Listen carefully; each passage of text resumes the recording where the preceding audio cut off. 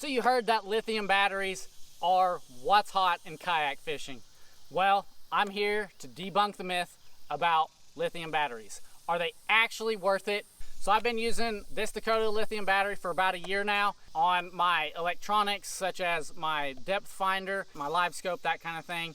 It's been powering those, and I'm honestly glad I bought this battery, but there's a few things that I don't like about it, and that's what we're gonna start with today. The one thing that I just really don't like is the price. As with any new product to the market, lithium batteries are still relatively new and they're still expensive. They're often twice the price of a traditional lead acid battery of the same power. So that's a really tough pill to swallow. But as a kayak angler, I kind of am really left with no choice other than to do that because of all the benefits that it brings. The other con is kind of a con, kind of not a con, and that's it runs at full power until it's dead. So unlike traditional lead acid batteries that'll kind of taper off as they die, this is full steam ahead and then it just dies. So if you're not paying attention, to keeping it charged, then you might go one day and get halfway to fishing and realize, oh crap, I forgot to charge it. Well, it's running good, and then it dies on you halfway through the trip. So it's kind of a pro, kind of a con. I like that it also runs full strength all the way through.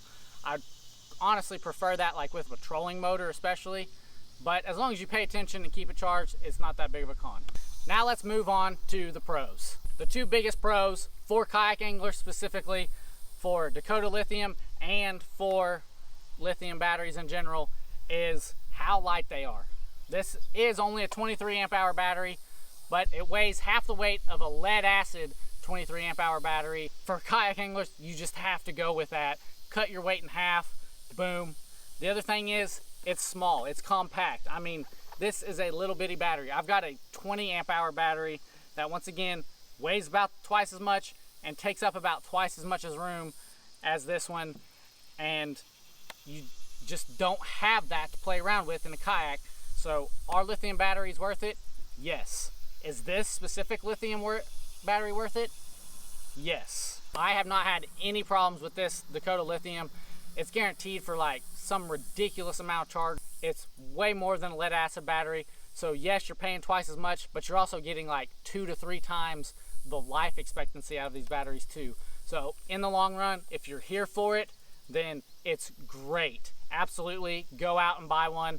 I plan on saving up and getting a bigger one for my trolling motor, as a matter of fact. However, if you're a beginner, or if you're someone who's just like, I don't go kayak fishing that much, I wouldn't spend the money on lithium batteries. They're just too expensive, and you don't get to reap the rewards of lithium batteries if you only go once, maybe twice a year.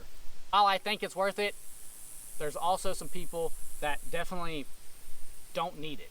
However, I'm not one of those people, so if my wife's watching, then I need another battery, FYI. As I mentioned earlier, I use this battery to run my Livescope setup, and if you want to check that out in my NuCanoe Unlimited, you can see that in the video below me right now, and I'll see you there.